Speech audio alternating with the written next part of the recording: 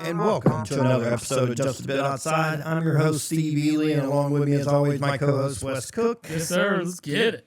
Yeah, let's start off with the sad stuff, and let's get that out of the way. No, I understand. Absolutely. I don't want to say untimely, because every death is untimely, but the sudden passing of NASCAR future Hall of Famer Kyle Busch. Yes. 41-year-old just came out of nowhere yesterday as, hey, way too young. Yeah.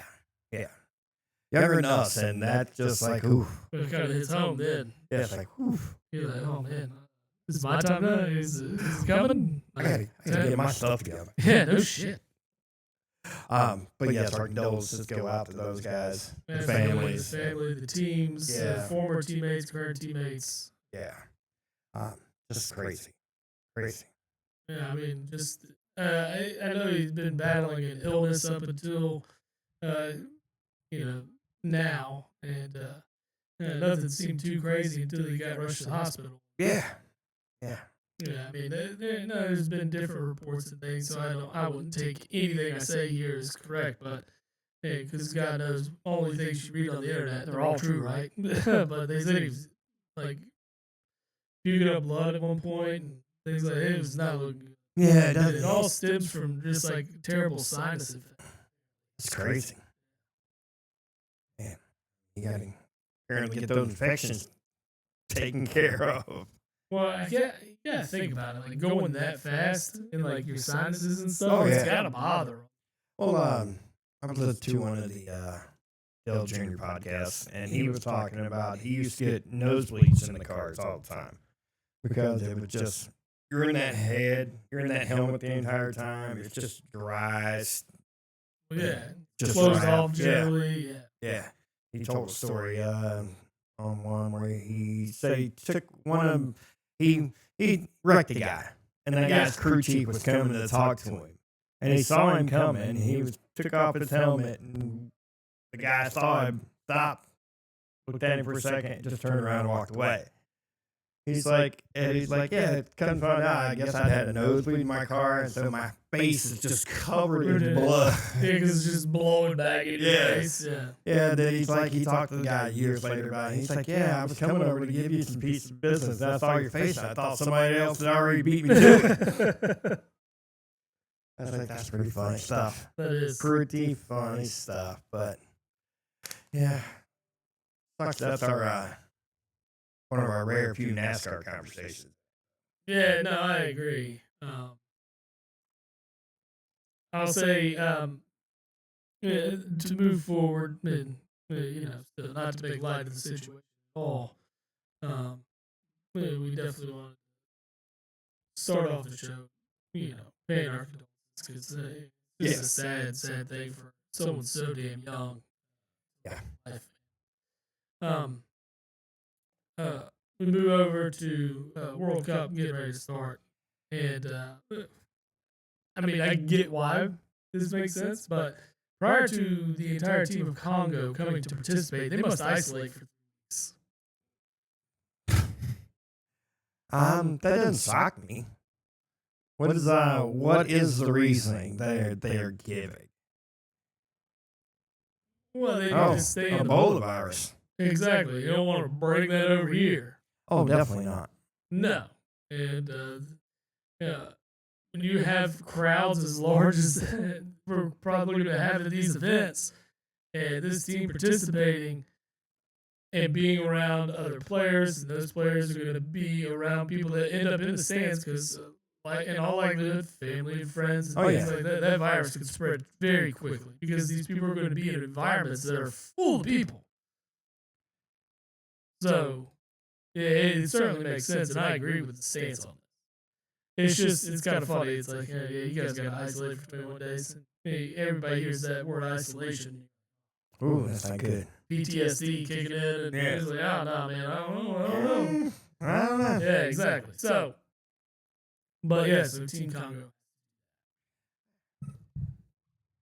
Who did they play in their round or to qualify? To qualify? Yes. There's other teams from Africa. I mean, they couldn't. Probably not a whole lot. No, that's what I was thinking. But What I was. I'm excited for being on home soil too. That's sweet. Be games on at normal times. And we'll get all the games and not have to be up until super late in the evening, like a midnight kickoff or a 5 a.m. kickoff or anything of that nature. Yeah. So that's nice. Or I have to get up and be awake at 7:30 to watch kickoff, like I have to do for English Premier League. Oh yeah. So it sucks, but at least like anything that happens like in England in that time zone and over, it's doable. It's doable, yeah. But I mean, we do the European football games every time. I'm up watching it, even when it's a sorry game. I'm watching it. Oh yeah, of course. If you run through the groups right now, just curious as to what group Congo was in. Find it. Group are they? Can't find them. Can't find what group they in, buddy. I can't. Must just be over. There they are. Group K. They're in a group with Portugal, Uzbekistan, and Colombia. So they're in the group that they are not coming out of. I mean, you've seen crazier stuff happen in the World Cup, but looking at the talent that Portugal and Colombia have, it's going to be tough for those other two to come out. But we'll start at the top. Group A should be very interesting, to say the least. You've got a lot of talent across. Mexico, South Africa, South Korea, and Czechia, which Czech Republic, whatever you want to call them, and change all the names of the country. I mean, you should just be like, what was it, Yugoslavia? And that was Czechoslovakia. It was both. Yeah. And then both of those just splintered. And it's been a million different years, in recent years for that matter. But talent across the board. And Group A will be very competitive. I anticipate the top two teams coming out of here could be any of the four, to be honest. Yeah. Group B, you're going to have Canada, Bosnia-Herzegovina, Qatar, and Switzerland. That's probably the most cake group here. I don't see any of these teams making it past the round of 16. No. Not at all. Group C, this is Brazil's to run away with. They have Morocco, Haiti, and Scotland. How you get that lucky draw? I mean, it's Brazil. Why not? Our group, United States, is in Group D. They have Paraguay, Australia, and Turkey. That's going to be interesting. I mean, it lines itself up for the U.S. to advance beyond the group stage here. It does. I love that. Paraguay will probably be the biggest test that we have. But don't overlook Australia. Yeah. I just need to. I'd like to see them advance just one time. They advance. I know they advance, but I mean, you want to see it be competitive? Yes. I want to see like a semifinal team at least. I don't think you're gonna get. No, they're a long way off from that. This World Cup's probably.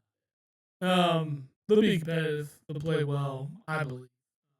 They have good leadership. Former Tottenham. Yeah. Love Pochettino. So, we'll see how this turns out. I'm not. If they make it to the last 8, I think that's a success. That is success. That's moving in the right direction from where we've been in previous World Cups. So, if you can get to the final 8, I think that's a very solid World Cup. Group E. This one will be.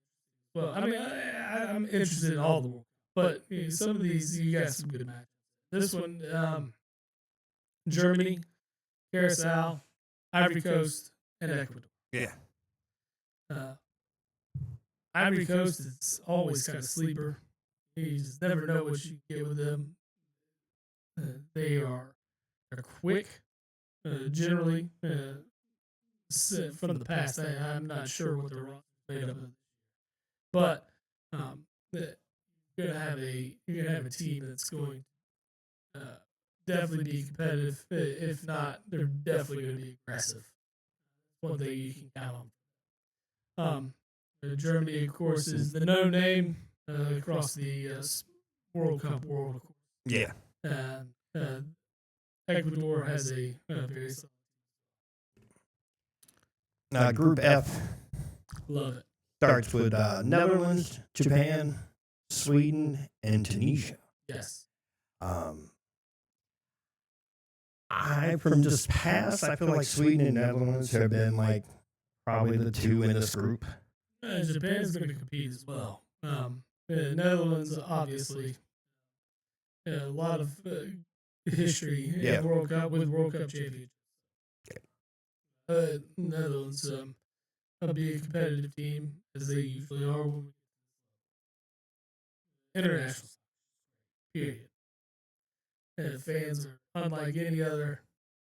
It's going to be very interesting. Let's run it out. Group G: Belgium, Egypt, Iran, and New Zealand. I guess everybody's going to be rooting against Iran here. Yeah, I gotta imagine. It's gonna be a rowdy crowd for that. Oh, especially here. You just have Americans showing up to these games and just boo the shit out of them. Boozed up and booing. Yeah. Belgians are lined up to take this group. I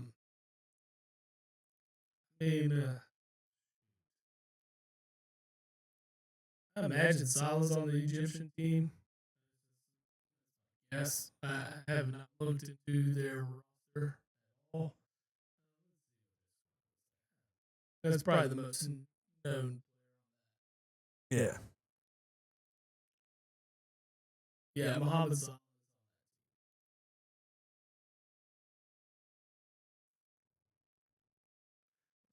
Schedule. I don't see that schedule. Yeah, schedule will be. Group H, you got Spain. Typical top talent in the World Cup, of course. Cape Verde, Saudi Arabia, and Uruguay. Uruguay and Spain, two favorites here to make it through Group H. Group I is France, Senegal, Iraq, Norway. French, of course, favored to win this group. A lot of talent. They're probably one of the favorites to win the cup. Yes. Group J, you have 3 teams that start with an A, and then Jordan, Argentina, Algeria, and Austria. Group K is going to be Portugal, Congo, as we mentioned, Uzbekistan, and Colombia. Group L is England, Croatia, Ghana, and Panama. Group L is going to be interesting with the England-Croatia match. A talent on squads. Pulling for England, of course, as I generally will do if there's any kind of hope of World Cup victories. Last World Cup, of course, England fell short, but made it to the final. They did. That they did. We'll see how this World Cup turns out. I haven't had a lot of rosters except for just what I've seen from the U.S. Squads there. Probably one of our better squads in a while. So, absolutely pull for the red, white, and blue to do everything possible in this thing. Pull upsets. And just make a splash, being that you are the host of this World Cup. Yeah. Hopefully. Like you said, a round of 8 would be like success. Yeah, absolutely. That's going to be a success. That all starts at the end of the month. I think 31st is our first match. Senegal. If I'm not mistaken. June 11th. June 11th. Yeah. We open with South Africa and Mexico. From Mexico City. Oh, no, we just have a friendly. No, the United States does. Mm-hmm. Play that one in Charlotte. Really? Yeah. Who are they playing? Senegal. I should know. Then we have a women's. But yeah, just a little World Cup prep. Senegal. Charlotte. Yeah. I like that. Let's head over to baseball, huh? Yeah, man. We had a lackluster lineup of games yesterday with a lot of teams having the day off. It seems Thursday usually ends up being that for a lot of these teams, especially my team, Phillies. And coming off a tough one with no Kyle Schwarber in the Reds matchup, they dropped that series 2-1. I gotta tell you, man, Aaron Nola just doesn't have the stuff. He's just, man, every outing Aaron Nola's had, It's been awful. Run after run after run. And if he doesn't find it, we're going to probably struggle. Unless we see the other 4 guys step up. Tonight we played 6:40. Start a stint with Cleveland at home in Philly. Christopher Sanchez on the mound. Super excited about that. So I will certainly probably take the Philadelphia action. This one at home with the Cy Young Award runner-up last year, and Christopher Sanchez, who has been in top 4.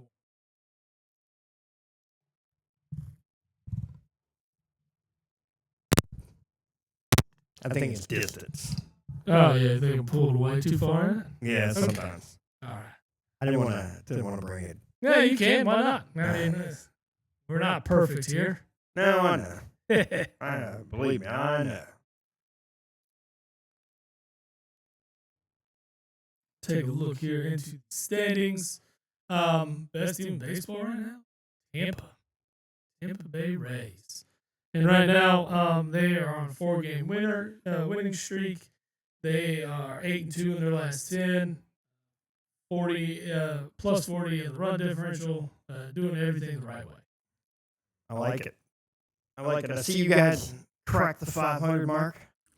Yeah, we were 1 game over 500, and then of course lost the last 2. Actually, that means we were up 2 games over 500, and then lost the last 2 to Cincinnati. That allowed for Cincinnati to be 2 games over 500. We are finally a half a game out of last place. Yeah, you're not dead last. Like I said at the beginning of this season, when the Marlins were steadily in second place behind the Braves, that the Marlins would come back to reality. And they are 3-7 in the last 10, lost the last 3 they played, and the run differential is down to 19. Negative 19. The team playing 500 ball at home, but they are 7-4 on the road. I think the biggest thing when you really look at the Phillies is the run support they're giving right now. In the Don Mattingly era now, or Donnie Baseball era, whatever you want to call it. This team has turned it around. They're starting to put the bat on the ball. They're putting runs on the board, giving the run support. And I mean, they battle back too. They get down in some games, and they'll battle back into these games. They look like a totally different ball club than what we saw at the very beginning of the year. Sometimes leadership change is what it takes. Yeah, even when you like the guy that's there. No, I love Rob Thompson. It hurts to see him go. I just don't think he was the one that needed to be replaced to get this spark. I felt like it could have come elsewhere. We've already been on that rant. Let's not do it. Fuck the Braves. still, they'll come to the reality of it. I think they're peaking now, and after the All-Star game, we'll see it all crumble. At least my fingers are crossed for that. Phils are 9.5 back in second place, as the Braves have. I mean, give credit where it's due. They have been crushing to start this year. Yeah, they have. You look at the NL Central, that thing is tight. All teams above 500. I mean, the Reds are the last place team in this. They're 5-5 in their last 10. The Brewers have come on lately, 8-2 in their last 10. Yeah, they're playing fantastic. Plus 75 in run differential, run support, great pitching, things like that. Keeping the runs against down and putting runs up. I mean, it's a recipe for success for sure. Absolutely. Of course, we know where the Dodgers are. Yeah, in first place because they paid for it. Yeah, I mean, that's what you do, I guess. But someone, and I'm just gonna go off pace a little bit. Why the fuck Mike Trout still playing for the? I have no idea. Maybe he wants to be that guy.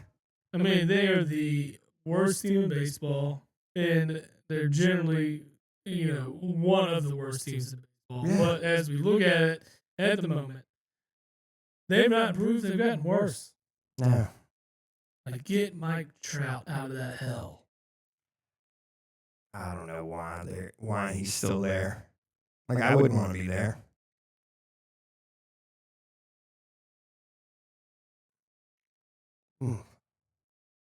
What happened to guys just wanting to hit the ball? The Angels batting average leader is batting .255. That is the leader on the team. .255.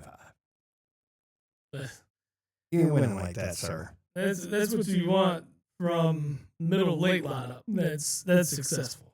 Yeah. Not your whole team. But yeah, I don't know why Mike Trout's there. There's got to be some kind of loyalty thing there. Because I've got to imagine teams have called. I mean, who wouldn't? I mean, and especially like with knowing the talent level that he brings, and he just needs that career kind of rejuvenated, right? Yeah. I mean, he has 12 home runs on the year. He's doing pretty much what he's been paid to do. Is hit the baseball and be a good center fielder. Yeah. He's just a good player on a bad team, but what's his average? It's the leader. 233. Mm-hmm.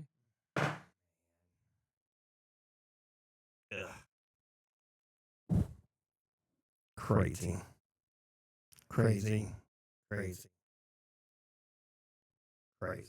I don't know. He's going to be that guy. He's going to retire an Angel.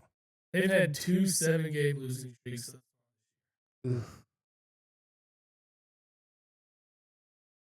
It's just the guy, get him out of there. You just got to get him out of there. It's awful. He deserves so much more. Yeah, he does. He does. But he's got to be the one to push the argument. They're not just going to. I mean, you take that guy off the field. Who are your fans coming to watch? You know? That's the guy that comes to watch. That's it. That's what I'm saying. That's the guy. I mean, he's the one that puts the butts in the seats. Whatever butts are in those seats right now. I mean, otherwise it's just visiting players that end up having to go and, win there. Yeah. But it just doesn't make any sense. This guy deserves so much more given. I hate it. He deserves to play on a competitive and have a shot at winning for once in his career. Again, he's got to want it. I mean, he's not a vocal guy, right? Yeah, I mean, look at it. No, look at the course of his career. Period. He's not. Look at the course of his career. He doesn't do a whole lot of advertising. He's not marketing. He's quiet. He just goes about his business. And the most publicity you see out of the guy is when he shows up to an Eagles game. Yeah. Yeah. He very, very, very, very much a low key guy. Like, stays out of the limelight. You don't hear nothing about him off the field. Zero. Yeah. Like, I feel like he's that guy that just goes home and sits in his house and does nothing. I think so. You know what I mean?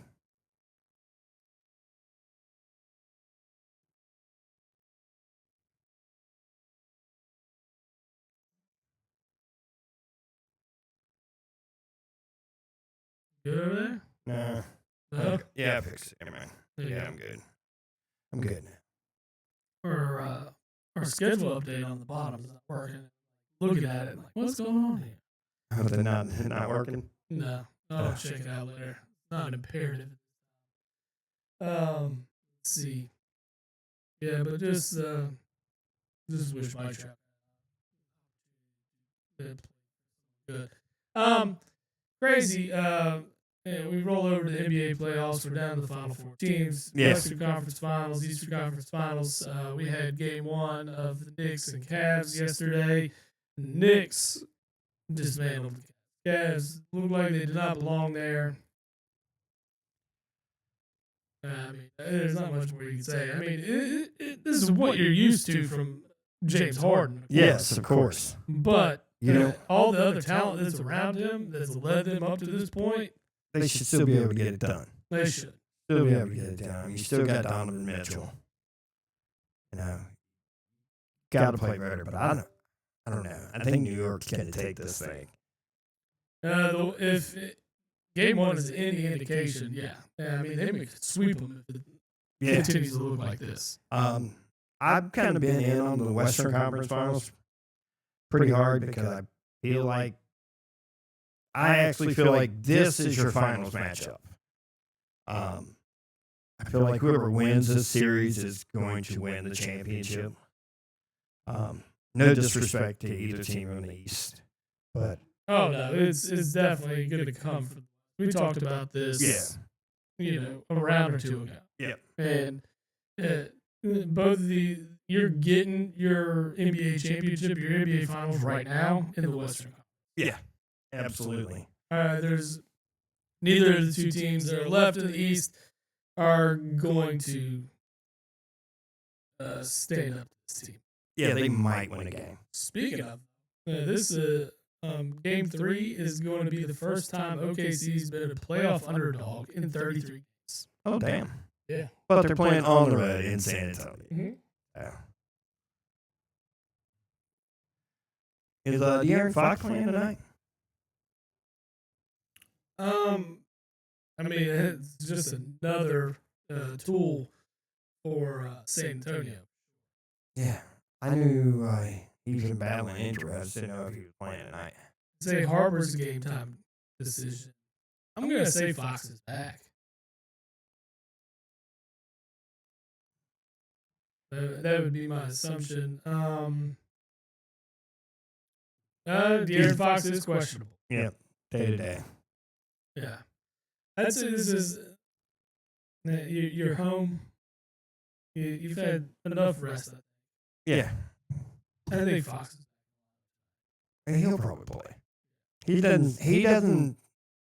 Because now you flip the home court advantage into your favor. You want your guys there for your home court games. You want to be at full strength for these matchups. And this, I think, even if you just ease him in a little bit, right? Limit his minutes a little bit. You're going to get back to.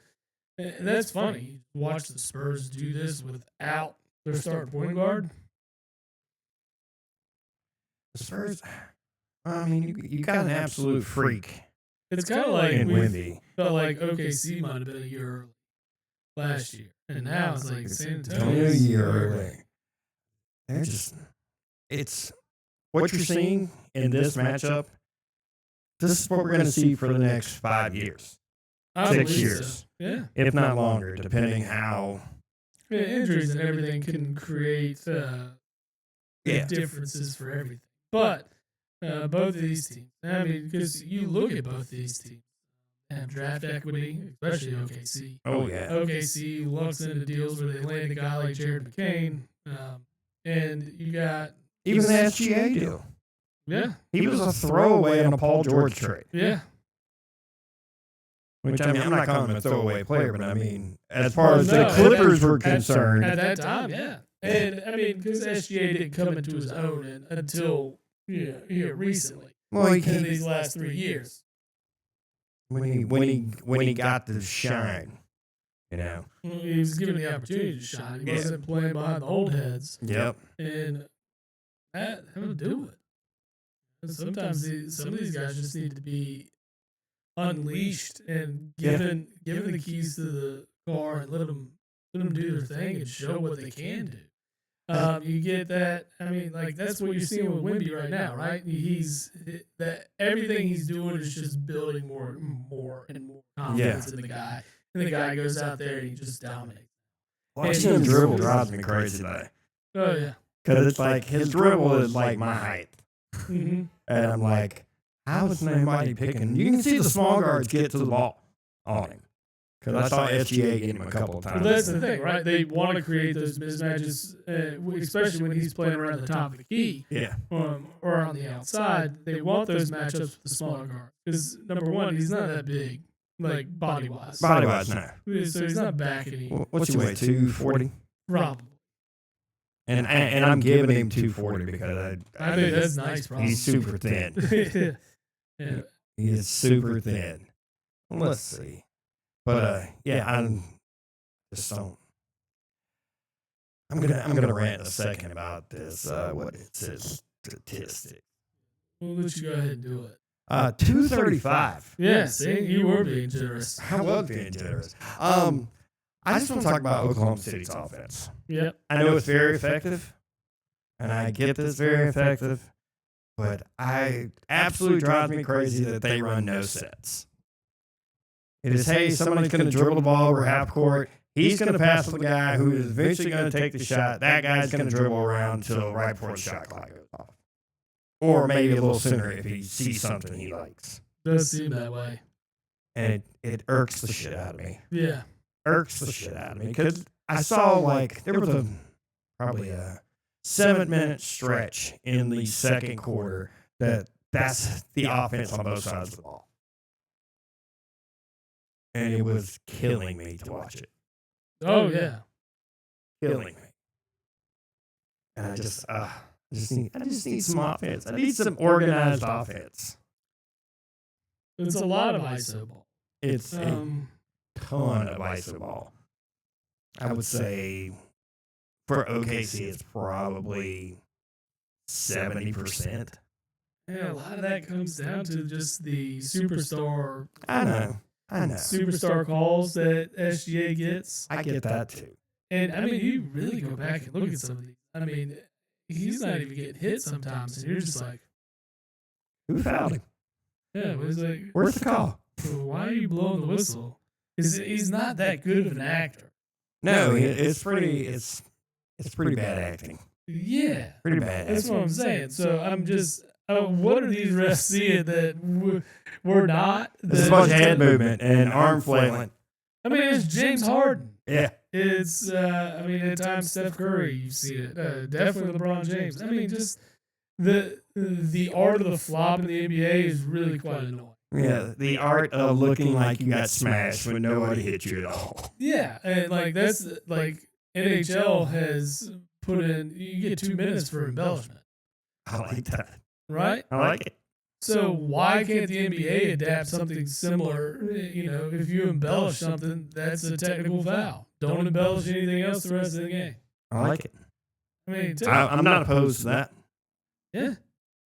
Right? I'm not opposed. I mean, I hate the flop. And I'm glad that they started, finding floppers. Well, yeah, find it. I mean, anything that's egregious, call it out. Mm-hmm. Say what it is. Don't let people hide behind it. And just say, oh, well, it does look like he brushed up against him. Okay, that's a physical game. What do you expect them not to touch each other? Like, I mean, you got to body up. You got to body up. I mean, especially when you see guys like that pull back. And so, like, and their arms come back and they're trying not to foul. Yeah. Purposely trying not to foul. And it's barely a brush against their chest or their stomach. And it just doesn't make sense to me at all. Like, it's not a foul. And then you see the shooter lean into the player. Yeah. You got a lot of that with Jalen Brunson. And it's, it just. Some guys master that art. I know, but the thing is, when you lean into your shot, if it's not a natural motion and you're jumping into a player to create that contact at that time, I'd say it's a foul on the offensive. I think in college they changed that to that. You can't jump in, yeah. Yeah, you can't jump in. But the NBA hasn't adapted. No, the NBA. Because if you get a guy on a pump fake and he goes up, you're jumping into him. They jump into him every time, and then they call the foul. I'm like, no, you initiate the contact at that point. What they need to do is just stop calling it. Right. Just stop calling it. Don't call it an offensive foul. Don't call it a defensive foul. Just don't call it. I mean, especially when you see the defensive guy trying everything he can to not make contact. Right. Barring just jumping like right all over you. Yeah, and sometimes if you try to go up in a natural motion, I get it. And if they come into your like shooting zone, for lack of a better term, then call that. I'm fine with that. But this is not a natural shooting form to leap forward. No. It's not. And they come off and they bend their knees and they go into the opposing player. And I'm just like, this is basketball. No, what gets me is the one when they 3 points to pad your stats. The ones I love are the pump fakes and the guys trying to fly by them and then they just jump sideways. Yeah, they'll do that too. And you're like, that's clearly not a normal shooting motion. No. None. Not even close. Yeah. Not even close. That stuff irks me. That's old man stuff right there, though. Yeah. It is. But back to the Western Conference Finals here. My prediction is OKC gets it together. OKC gets back to championship form. They take this one in 7. I think it'll go the distance, especially as the Spurs get healthy. But I think the experience for OKC is going to win out for them ultimately. Well, like we said, we think the Spurs are a year ahead of schedule. Exactly. So. The other side, I mean, really, if the Cavs don't find their identity again, I'm about certain that this is a sweep for New York. I hate to say it because fuck the Knicks, but the Knicks could actually benefit if they could sweep Cleveland. Because whoever comes out of the Oklahoma City, San Antonio matchup is going to be banged up. Mm-hmm. You know. Maybe you have a shot if you got, you get what, 7, 8, 9 days rest, something like that. Well, here's the thing. I mean, whoever wins between OKC or San Antonio, they have home court advantage. Oh, I know. So you're getting the max of 4 games in. Yeah. You start off in you're going to do everything in your power not to lose one of the first anyway. Yeah. Keep the home court advantage. I think the next 2 games in the Western Conference Finals are really going to tell the story of everything. OKC needs to steal another one, and if you see OKC go down 3-1, I'm going to change my prediction. Obviously, right? But well, I mean, we both kind of agree. I don't see that happening, but I think this one can go 7. I think it can go 7. 100% think it can. I'm with you on it. I think OKC's experience is going to get them over in the end. Mm-hmm. But San Antonio is not going like anywhere. They're not going down without a fight. No, they're not going down without a fight, and they're not going anywhere. This is going to be a marquee matchup for years to come. Isn't it weird how like San Antonio's been able to sustain success for so long? Scouting, drafting, the right moves for the franchise as far as what free agents to bring in. I mean, they've just been smart about it. It's all Popovich. I mean, he's been the team president since when? He was president before he took over as coach. Yeah, exactly.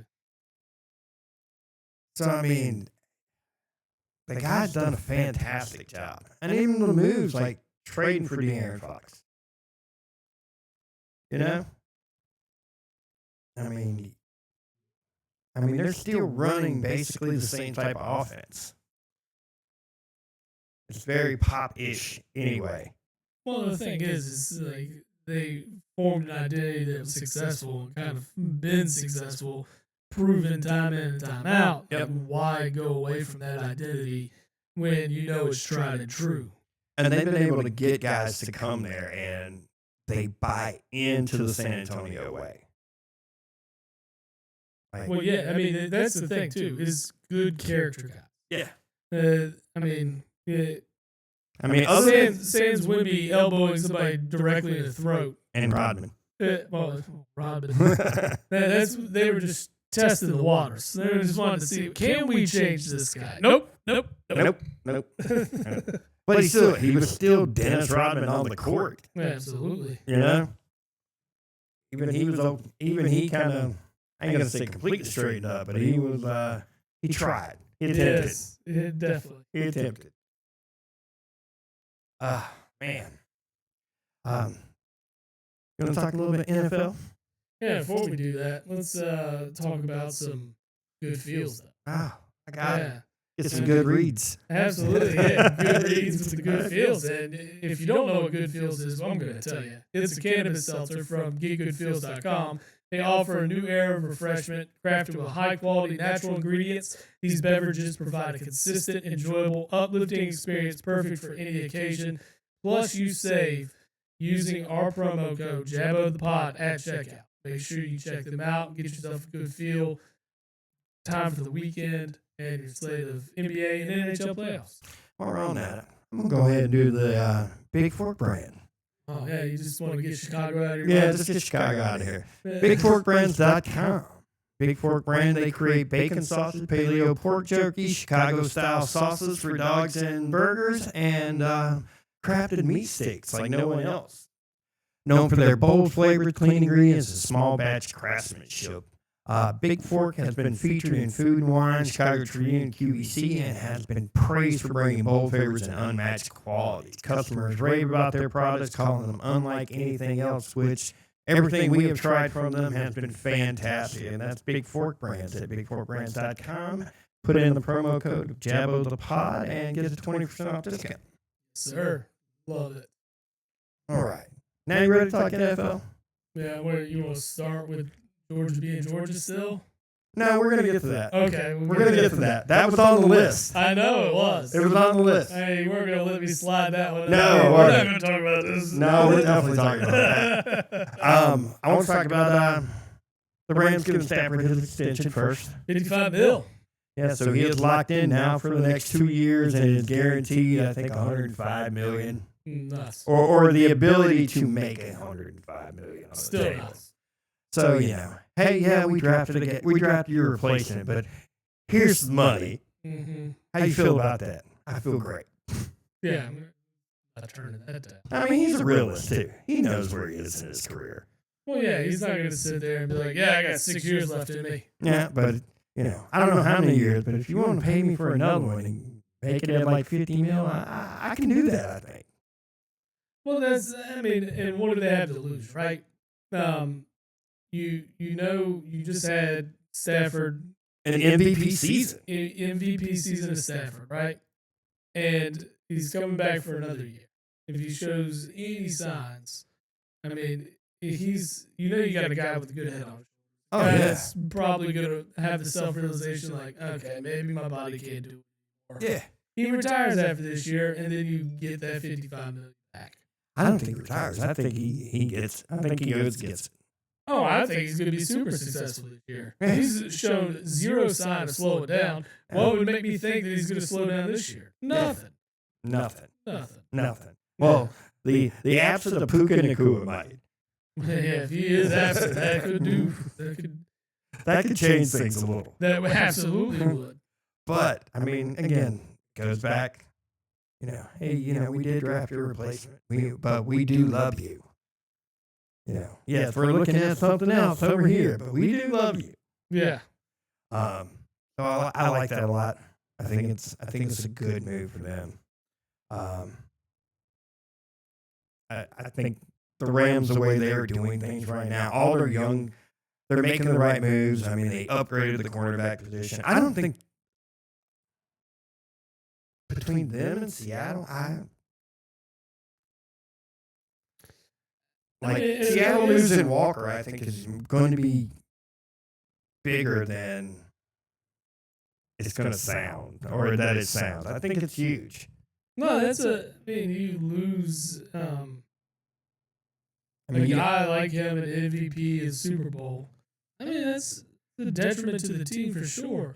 You go and draft his replacement, or at least you hope so. You hope. And let's see, how that goes. I mean, you know where you need to invest your money on that team. You're talking about other guys they've lost. They lost Reed Woolen to the Eagles in free agency. And, I mean, that's a big piece of the defense.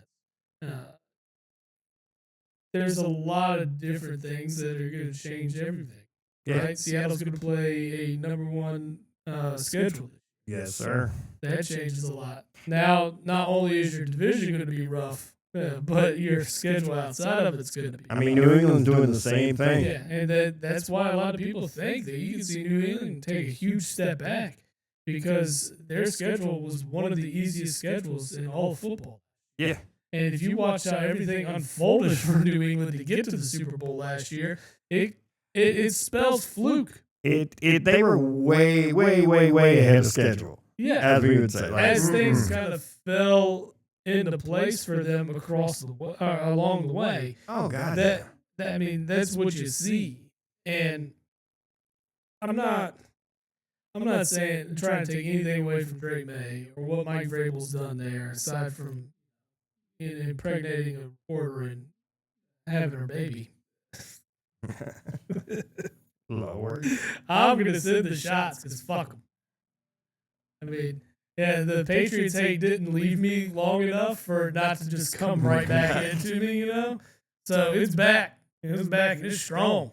See this? Yeah, absolutely. So no, fuck Patriots and fuck Drake May, fuck Mike Vrabel.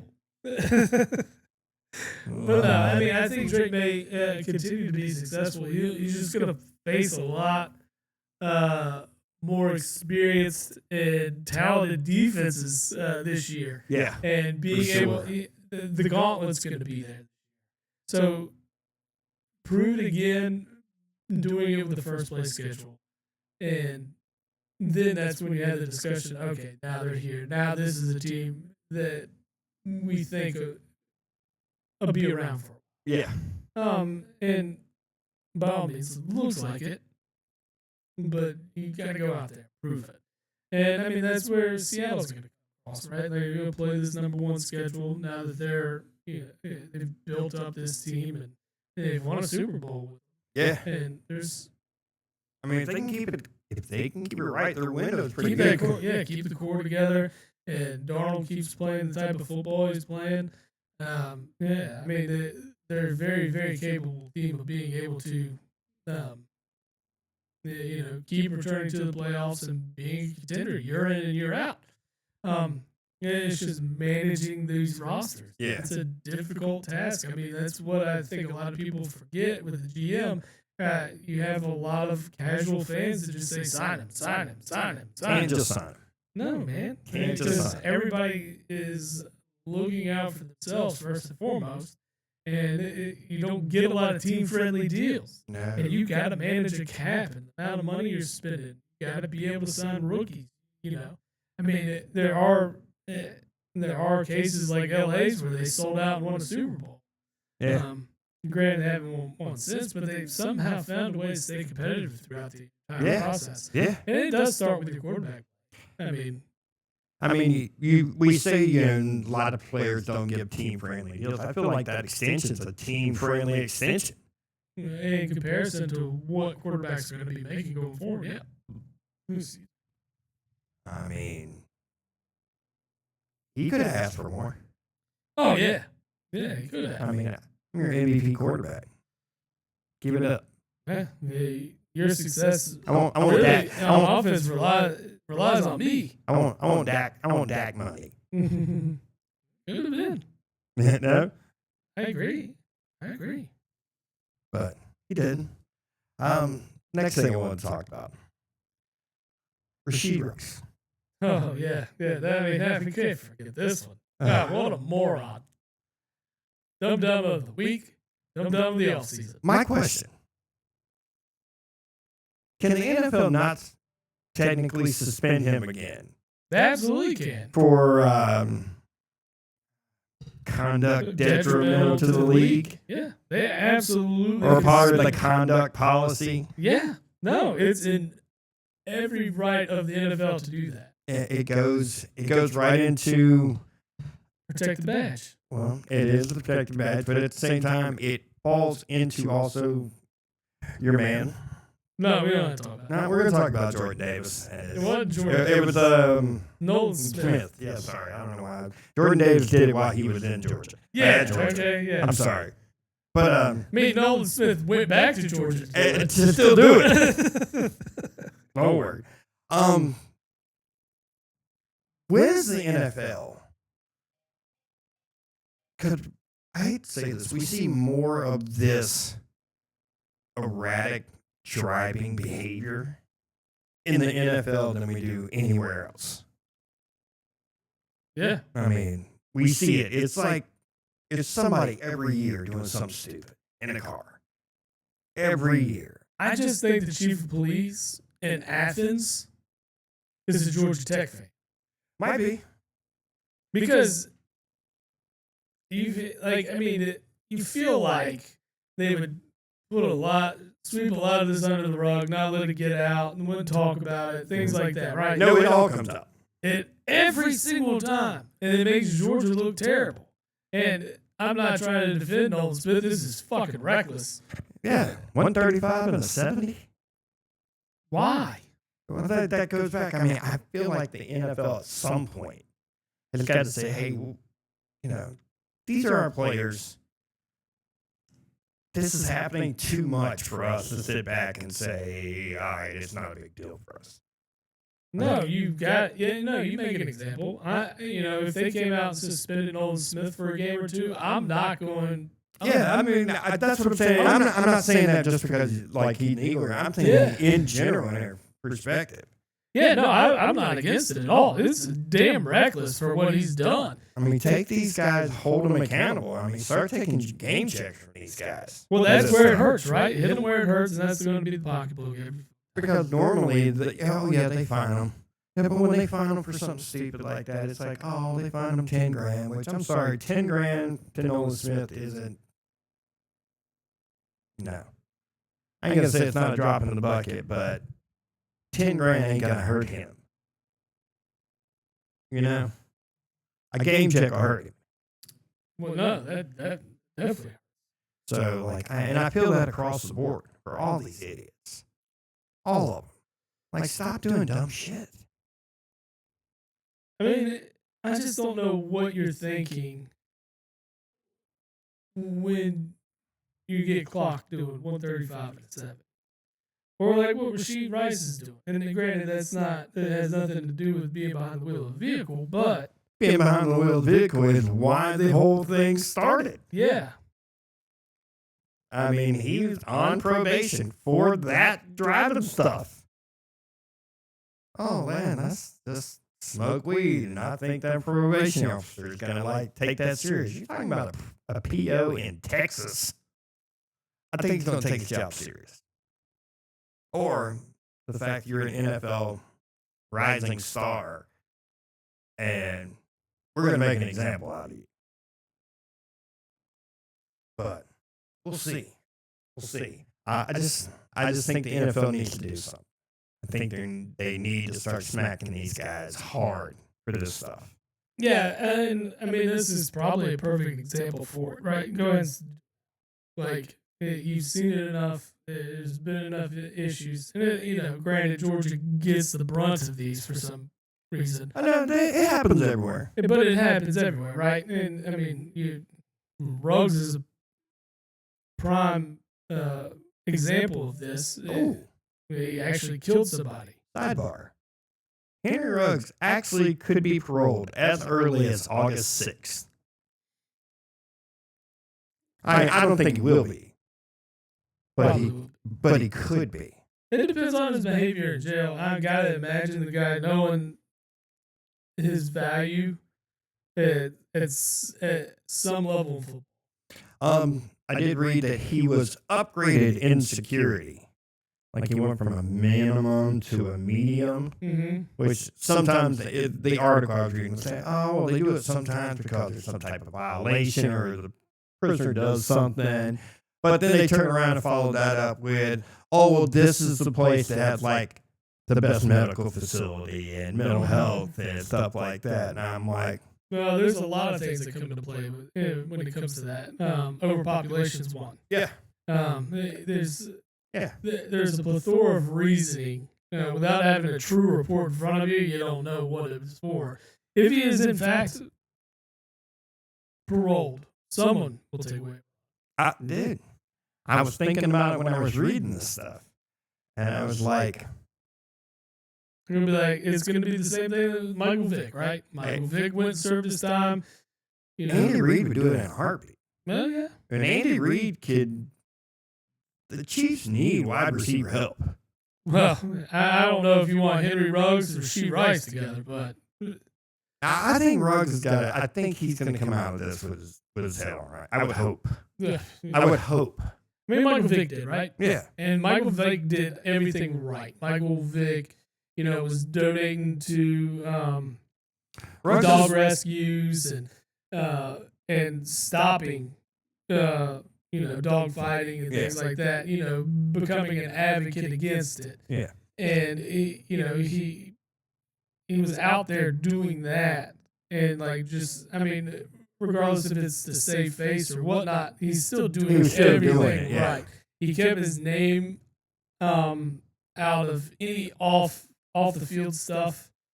He did it the right way, and if anybody knows how to get a guy to do that, and it's going to be Andy Reid because he's done it before. He took the waiver on him for a reason. He knew he was talented. Obviously, that's going to be your first one, but is this guy learned his lesson? And if Henry Ruggs shows any inkling of learning from his mistakes, there'll be a lot of conversations. Yeah, Andy Reid's going to be one of the first guys to give him another chance. Yeah, I mean it's gonna take a strong coach like that, like somebody that's definitely entrenched and that the franchise ownership per se trust. Yes, like I think Reid could do it. I think McVay could do it. Well, yeah, it's going to be a tenured coach, right? Yeah. You're not going to go somewhere like Cleveland, and Cleveland's always going to do it, right? But Harbaugh with the Giants. Well, that's different. Yeah, he's tenured elsewhere. Yeah. So you're going to bring in a guy that's been around the league for 20 plus years. Let's be serious. Yeah, but you're not going to get a rookie head coach to go off and get this guy. You're not going to, to be honest, probably like a rookie GM. Someone with experience around this is going to be the one that gets the opportunity to sign, because it's got to be more about the character and his face in that uniform and getting people to buy in to him changing his life and owning the mistake, but also how does he move past it? Yeah, and the potential of the fact that you could get that guy for next to nothing. Oh no, yeah, he's going to come in on a team friendly deal, super team friendly. It might be league minimum. Yeah, with some incentives, but I don't. Well, yeah, it'll be heavily incentivized. Yeah, I mean, because it'd be ridiculous that he makes a league minimum and then he comes in and puts up 1,000-yard receiving year, right? Yeah. I mean, it wouldn't be. I mean, he's staying in shape. I mean, he ain't got nothing else to do. Right. And you got to have plenty of guys in there with some kind of football experience that you're playing with, that you're working with to stay in football shape. Yeah. Well, you're also, I was thinking about this too. You're getting, how old is he? 27? 26, 27? You're getting a guy that should be in his prime. Yeah. And you're getting a guy whose body hasn't taken, a hit in 2.5 years. Yeah. If not longer. So you're looking at and I say this jokingly, but a young 27-year-old. No, exactly. As far as injury is concerned and health. Yeah, but he's not had health issues at all. Even throughout his career, he did. Yeah. So, I mean, this is huge. Yep. If the guy shows that any kind of life that he can be what he was expected, he's going to get a shot. Somebody's going to say it's too much talent. Exactly. Too much talent sitting there. And plus, the NFL loves redemption. Oh, no. They love to be able to say they helped redeem somebody. Yeah. I mean, they took the Michael Vick thing and rolled with it. Oh, yeah. They did. They loved it. They love a redemption story. Yes, 100%. That's where they like to protect. That's where they like spit shine the shield. Like, oh, look what we did. Definitely spit shot it. You know? You give it a little bit of elbow grease, make it shine a little bit more. Yeah. Mm-hmm. And you're like, oh, there you go. And then you let the idiots drive around here like maniacs all the time. Well, they get away with it. And it's like, wow. He'll plead to something. I mean, he's going to plead to something. It's going to end up being a little small slap on the wrist misdemeanor. Of course.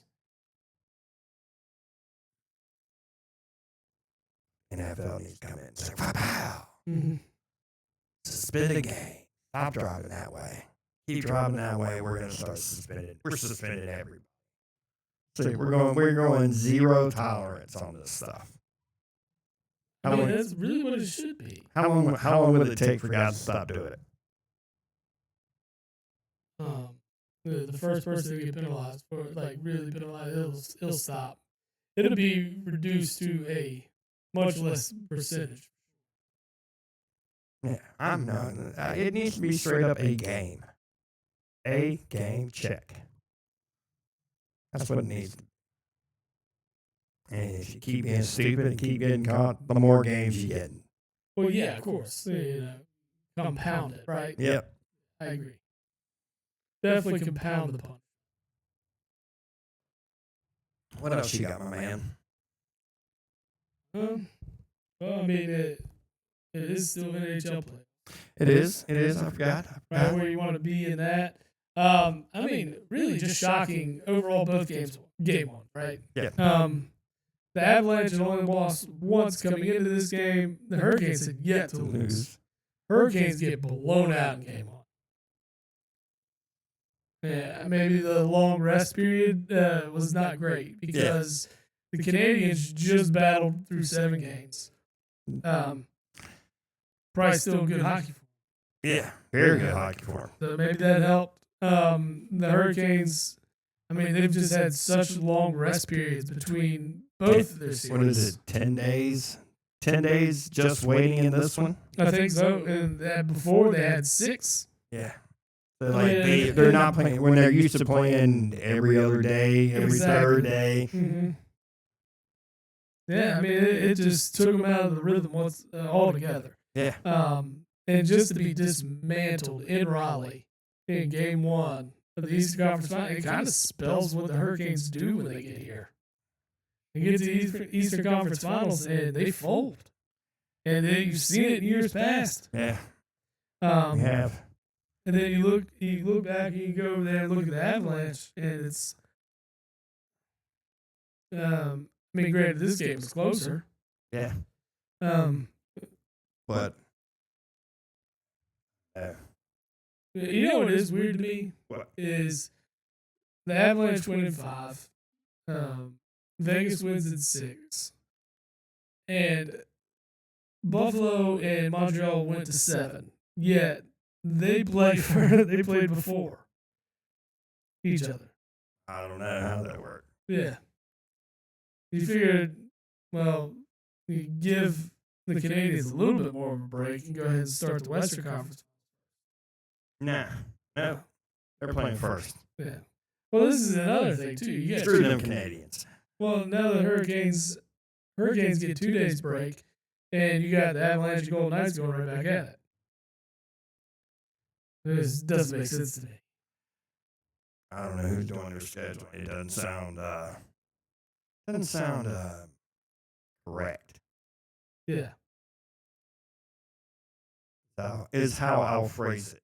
Wait, no, that's right. It is right because I messed it up. Vegas and Colorado started first. They played Wednesday. Yep. Thursday night matchup was Carolina Montreal. Yeah, okay. I lost that 7-leg parlay because of the Avalanche, and I'm still thinking I lost the 5-legger last night because of Carolina, and for some reason Carolina was sticking with me on that one. Regardless, that's scheduling was done correct. Okay, so tonight you get the Avalanche and Vegas in Game 2. Tomorrow night you get Hurricanes and the Canadians. All right. Now I'm back. Okay. Now are you right now? Are you in the right time zone? Yeah.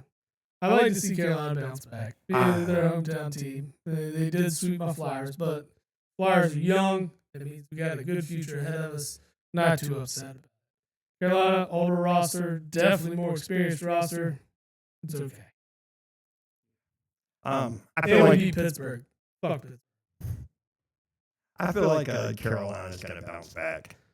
I feel like it too. They've just played so well up until this point. They hit a snag. And maybe this is the one that kind of like rejuvenates them. They needed a little bit of a setback. Yeah. You know, maybe they got a little too high on the horse. Need to be knocked off so they get back on. Sometimes it takes an L. Yeah. In series play, sometimes it takes an L to get right. To get right. All day long. Never thought a day I'd be picking the White Sox.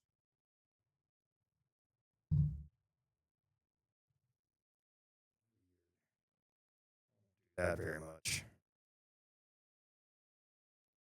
But anyway, sir,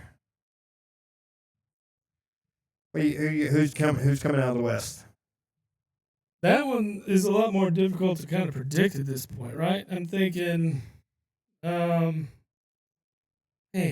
that's difficult because you got Vegas that, clearly experienced, been there, done that. Both fantastic through the regular season. I mean, really, this is a toss-up. I'm going to say Colorado. They have the home ice advantage. We'll go Colorado. I do feel out of the East, Carolina's going to bounce back. Carolina's going to get back on track. And plus, the Canadian team hasn't won a Stanley Cup in ages.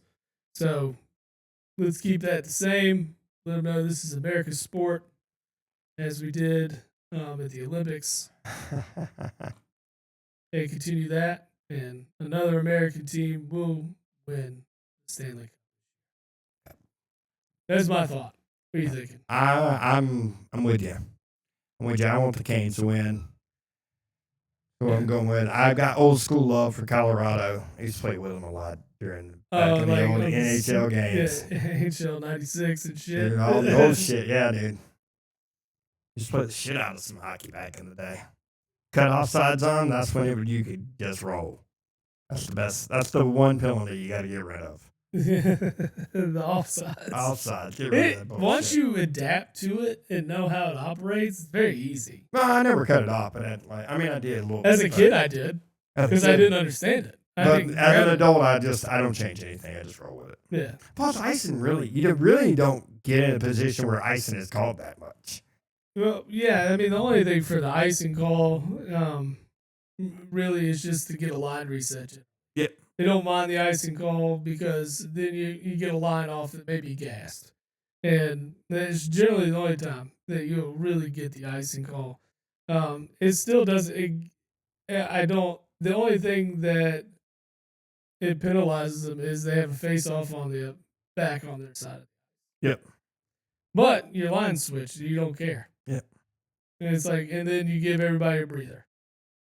So I guess it's to stop teams from doing that, but honestly, they still do it. They're like, oh, we'll win the face-off down here. We'll reset. We'll be good. I'm just kind of thumbing through some stuff over here. You know, you can go see the Rangers play the Angels tonight for $7. Hell yeah. Go see Detroit play Baltimore for $6. Not bad. Yeah. $6. $6. I love that. On a game that's going to be on Apple TV. What?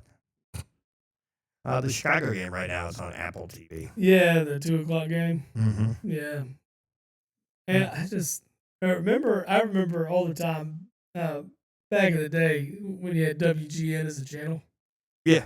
You know, and Wrigley didn't have lights. Nope, it was all day games. Yeah, they're all day games. So every time in the afternoon you turn it to WGN, It'd be a Cubs game on. There's a Cubs game on. All the time. All the time. I could watch baseball back in when I was a kid. As an adult, I can't. It's hard for me to watch on TV. I try really hard, but it's just hard for me sometimes. I can always find something better to do than watch baseball. You can get back into baseball. Simply get some new Mets gear. What? See, she's in love. No. She said, "Don't be hateful." I'm not being hateful. I'm not being hateful at all. Yeah, you can't switch. Switch on over. Your team sucks. No, man. Nope. Yeah, I mean, maybe you just need new merch. I can point you in a good direction to get some new merch. And that is oldglory.com. Old Glory offers over 300,000 items for music, sports, entertainment, and pop culture fans, featuring officially licensed merch from iconic bands and top sports teams. Discover your perfect fan gear and save using Jab of the Pod at checkout.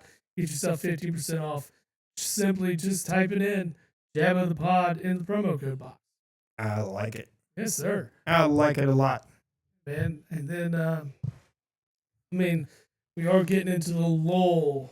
We are. Of sports. Once in our world, the NBA and the NHL are done, we do get to look forward to the World Cup. We get to watch these. We get to talk about it, and then adds to the broadcast. But you also have the NBA that will end, and then we'll have baseball. Maybe this is when you can get in. When it's just baseball? When it's only baseball, you got nothing else to watch. Is it baseball, or are you going to watch World Cup? What do you got? It's probably more World Cup than it would be baseball, to be honest. Just because, the World Cup is really, as sad as this out, it's the only time I really watch hockey. I mean, soccer. Soccer. Yeah. Man, it's so good. Yeah, you invest a lot more. Well, I like there's something about the playing for your country aspect. Oh no, it's huge. That I like. Like there's, it's different than rooting for your favorite team, somewhat. Oh sure. I mean, it was like the World Baseball Classic. Yes. Watching Team USA, you got to be like. It was the one time I actually gave a damn about Aaron Judge. Yeah. And then of course he screws us at the end of the year, or at the end of the World Baseball Classic. But yes, he did. It's like, come on, man. And then there's Bryce Harper, a Philly that you watch play for Team USA, and you watch him go out there and tie that ball game up and give your team hope. And you're like, that's my guy. Yeah. My guy did that. A Philly did that.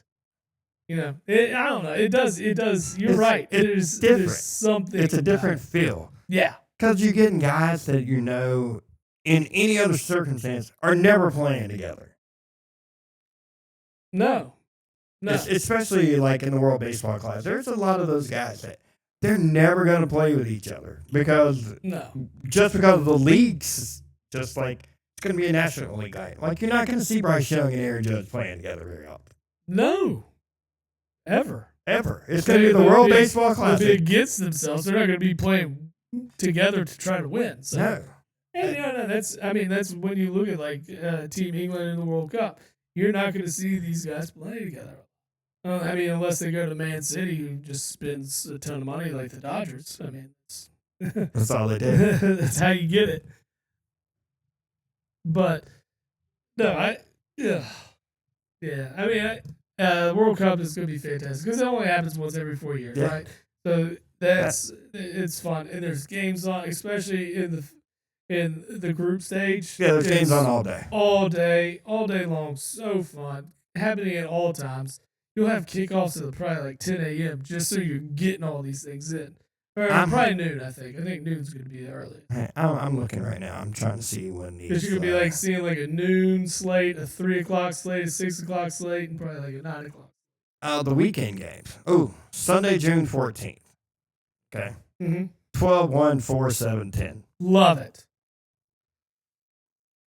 The following Monday, 12-3, 6-9. Perfect. All day long. All day long. The following Wednesday is one of those 12-1, 4-7, 10s.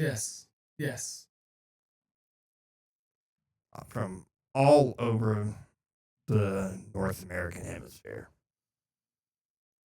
Just crazy. It's gonna be great. It is. I get into stuff like that. That's where I get kind of jagged. I'm a big Olympics guy. Well, yeah. I mean, you can't miss any curling. No, dude. Curling and the winter stuff is curling, hockey.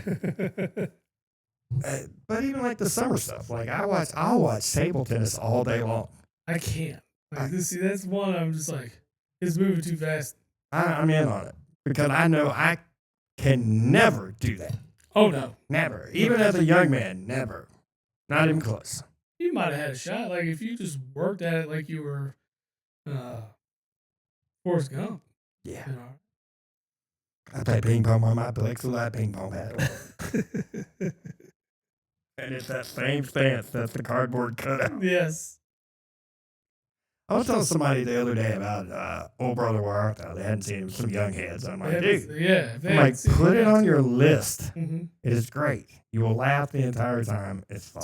Phenomenal. I ran across an advertisement or like a little sticker company or something. And one of the stickers they made was lots of respectable people get hit by trains. I was like, what? I didn't buy no train. I didn't know about no train. Ain't your daddy. Your daddy was hit by a train. Well, ain't this place a geographical oddity? 2 weeks from everywhere. I just think it's great that it's pretty much based on the Odyssey. That's where it's written from. And it's very well written. It's good stuff. You washed away my sins. Even that Piggly Wiggly I knocked over. But you said you didn't knock you over. Well, I lied. And that sin's been washed away too. I think that's a very quotable movie for me. I think I've seen it a lot. I've seen it. It is so good. It's just catchy.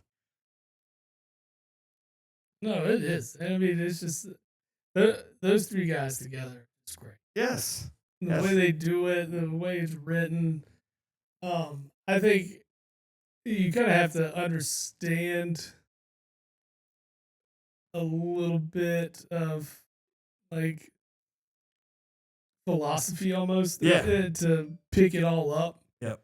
And because sometimes these people are probably not gonna, like, especially if you talk about the younger generation and being able to get it, they'll probably watch it and be like, that's their loss. No, absolutely. Their loss. Just tell them you ain't no kind of man if you ain't got no land. Right. You can just RUNOFT. Off.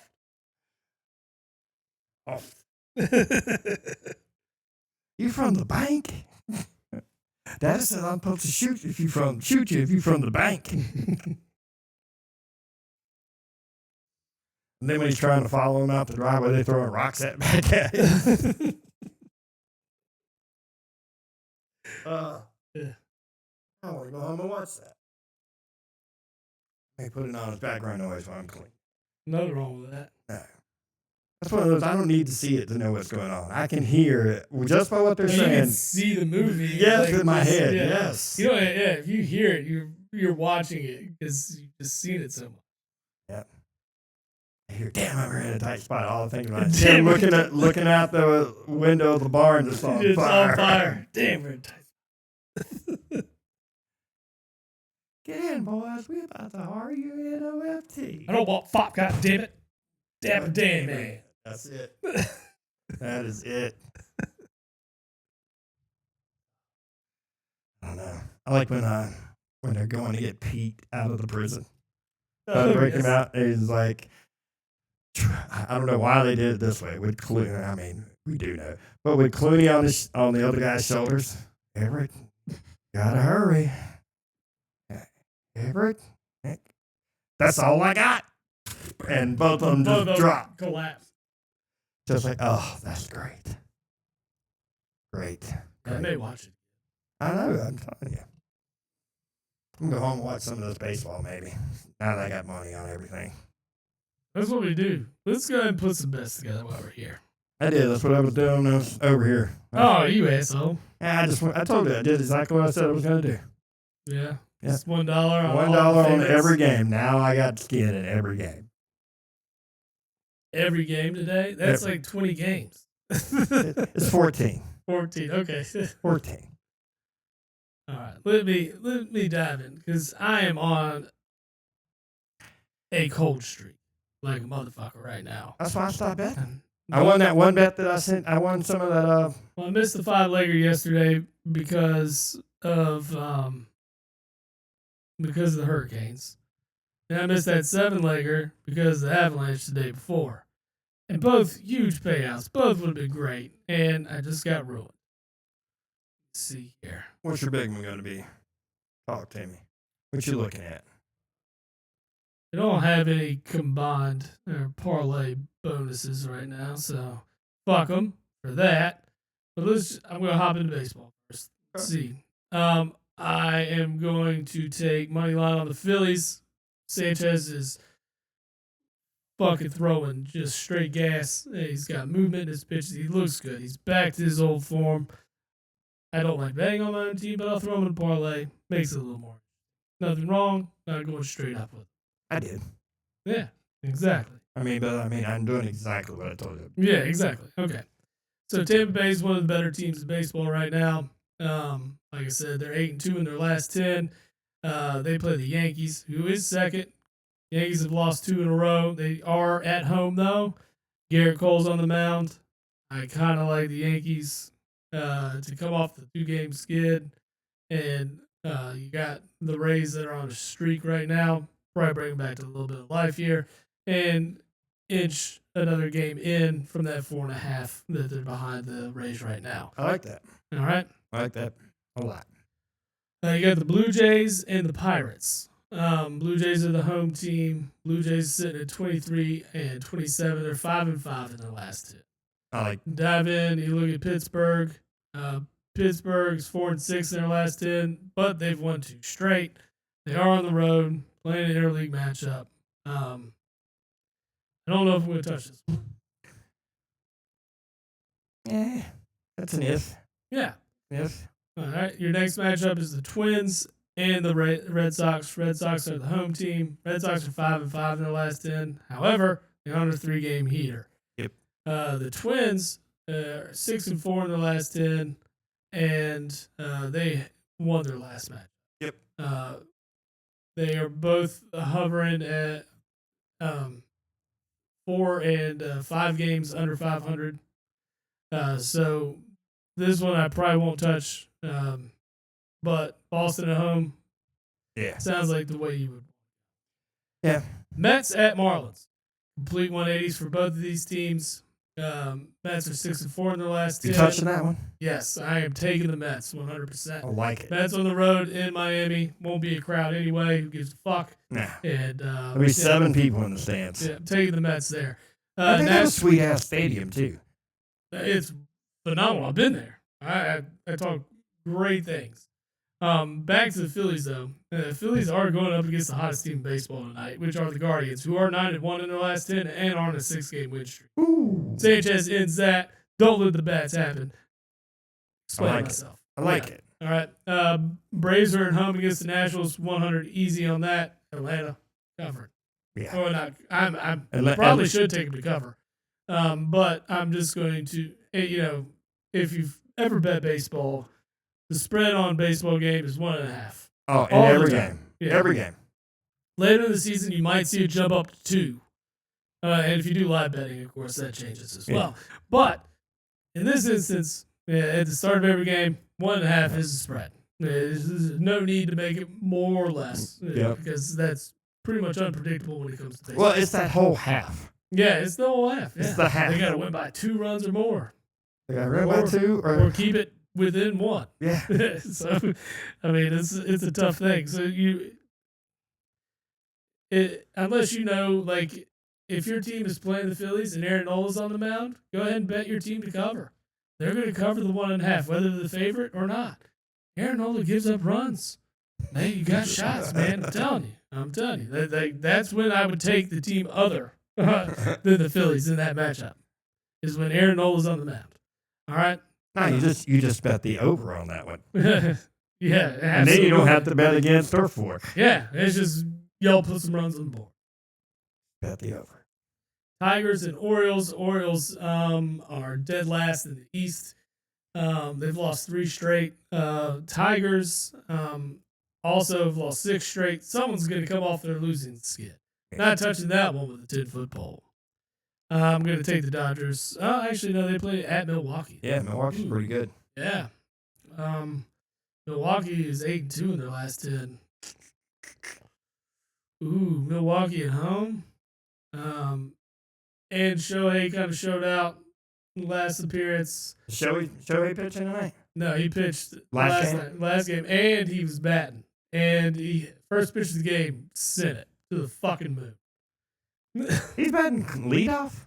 Yeah. Why? I don't know. He was batting leadoff in that game. Weird. Yeah. That dude should be batting like first pitch of the game. 3 through 5. Fucking sent it. Yeah.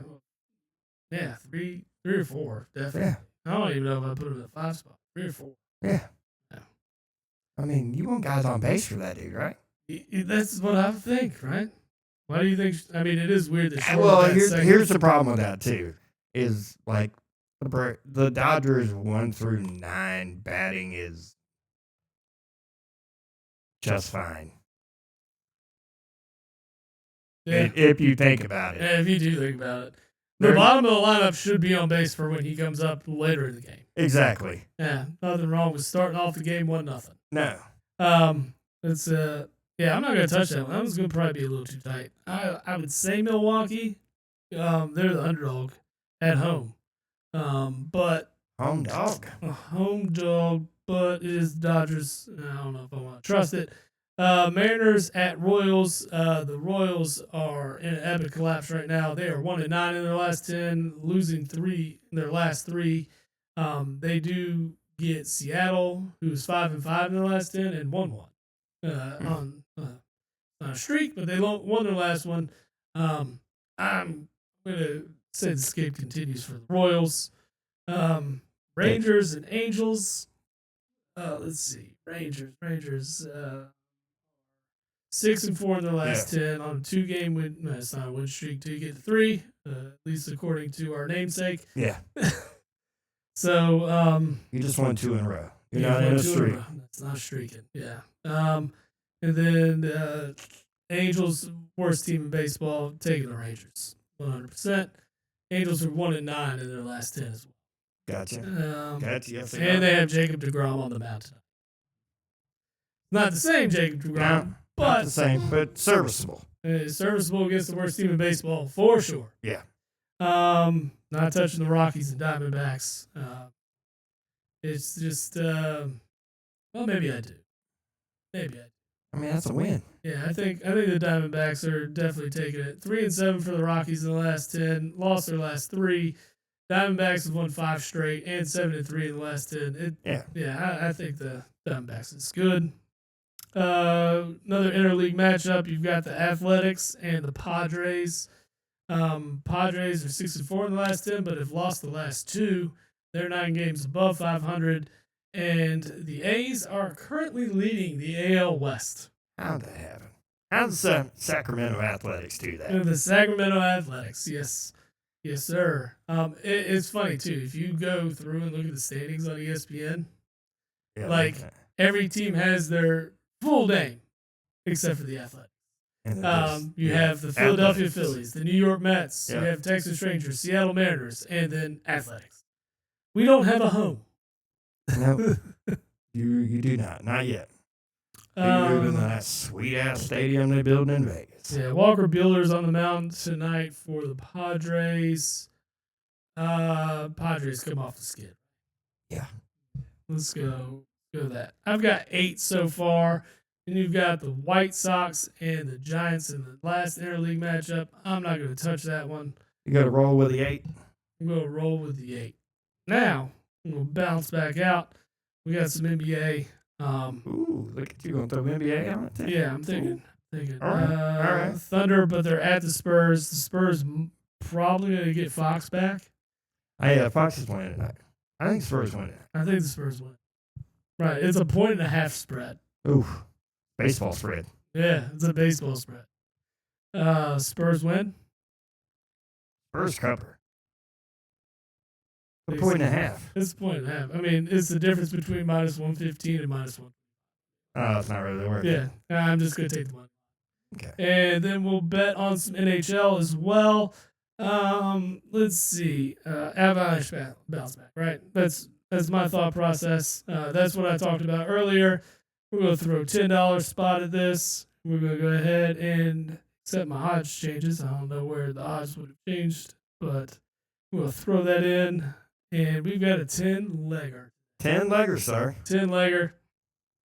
Hope for the best. That will pay out $1,000 on a $10 bet. Not terrible. Actually, $1,500. Excuse me.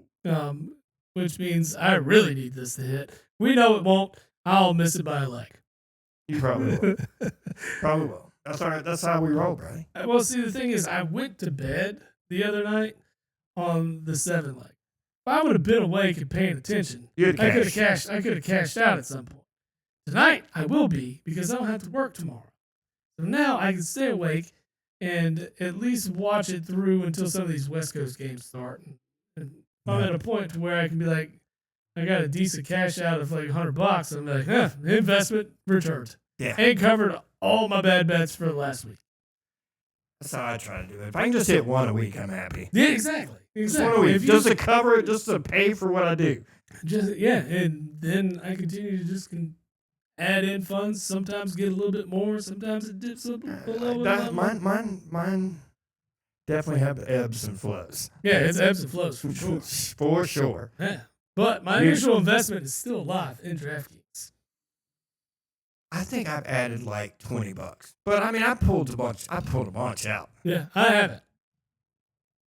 So, fair. Yeah. I'm just staying with what I got. I pulled some out. Luckily, I did not bet Kentucky Derby. My trifecta would have come in nowhere close. Well, actually, no, it would have. I would have missed the ball. Close. But luckily, while I was trying to put it in, the race started. Trying to get it in under the buzzer. But luckily, the horse gods or the betting gods were looking out for your boy down here. It's like, that's not going to win. Nope. No. Start the race. Race is gone. Damn it. But that worked out in my favor. There's nothing worse than trying to get a bet in, and it's the right bet. And you don't get it in. Then it hits? Oh, yeah, that's happened before, too. You're like, son of a... It's one of those, like, that's what I was trying to do. This is what I wanted. Pay me my money. Yeah, give me my money. Yeah, this is what I was giving you $2 on this horse for. The gambling gods every now and then just smile at you. No, not today. But it does happen that way, especially in horse racing, because a lot of times you're trying to get it under the gun. And especially if you've ever been to a live horse race and you're standing at the kiosk and then there's some dumb motherfucker in there that's standing at the kiosk and he's putting in a ticket and like, oh, that one didn't cash. He's checking all these tickets when you know damn well none of them are winners. And you're just like, dude, I'm trying to bet. Get the fuck out of the way. Get the fuck out. The next race is coming on. You're not doing shit. And then he finally gets up, and you still got like 30 seconds. You're trying to type it all in, and then it spits your ticket back out or your voucher back out, and you're trying to put it back in, and you just lose it.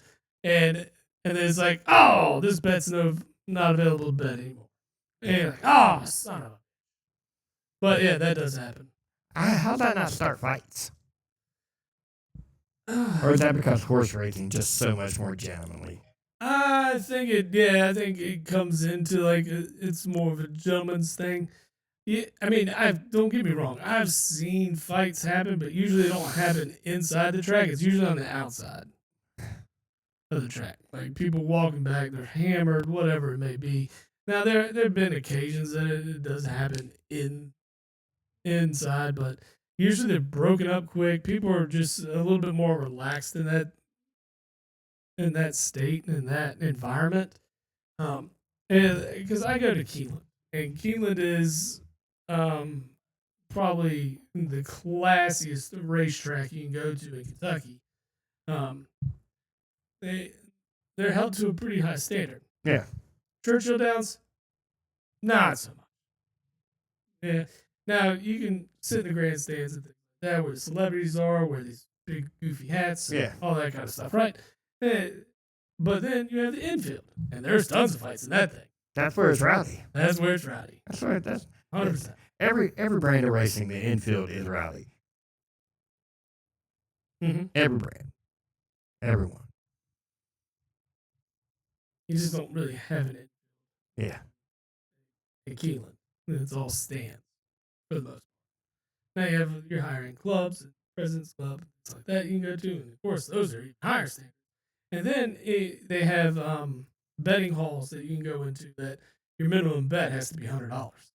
Yeah, so you can't nickel and dime them in a lot of the places or in that place, whereas you can go bet a 25-cent superfecta if you want to. Yeah. Man, this episode's made me thirsty. What you feeling like? About being thirsty, I think about Harpoon. Oh. And what better way to think about them than discovering the Harpoon Shop, your ultimate destination for the finest apparel, glassware, and souvenirs from Harpoon Brewery. Directly from the source, you can elevate your style with their exclusive collection of branded clothing, perfect for showcasing your love for craft beer.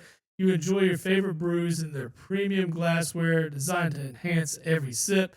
You can commemorate your brewery experience with unique souvenirs that capture the spirit of Harpoon. Their products are crafted with the same passion and quality as their beers, ensuring you receive nothing but the best. Shop Harpoon Shop today and bring a piece of the brewery home with you. Cheers to great taste and unforgettable memories. You can also save at the Harpoon Shop from Harpoon Brewery using Jabba the Pod at checkout in the promo box. I like it, sir. Yeah. Yeah, I'm sitting here looking through some of their products right now. That looks really good. Why can't these guys send us some samples? Yeah, that's what you want. That's what we want right from the there. Harpoon Brewery. Yeah, that's what I want. That's exactly what I want. Well, my friend, you got anything else? No, I think besides the phone call? Yeah, another work call. I'm going to end this work call, or answer this work call, and we're going to finish up for it. All right, sir. Yeah, man. Until next week, we'll get it. Yes, sir.